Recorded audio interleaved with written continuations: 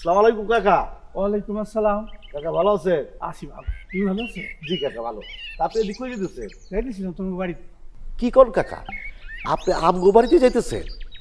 আশ্চর্য বিষয়, আমার আব্বার লগে যে সম্পর্ক এই হিসাবে তো আমগো বাড়িতে আপনার যাওয়ার কথা না। না বাজান, আমি তোমার বাপের কাছে যাইতেছিলাম না, আমি যাইতেছিলাম তোমার কাছে। আমার কাছে? কি বিষয় কাকা? না বাজান, কইছিলাম কি, আমার অনেক বিপদ, আর আমার নগদ কিছু টাকা দরকার, আমার জমি বিক্রি করতে হইব। ও জমি বিক্রি করবেন? তাইলে তো ঠিকই আছে, আমার কাছে তো যাইবেন, কারণ আমি তো এই কারবারই করি।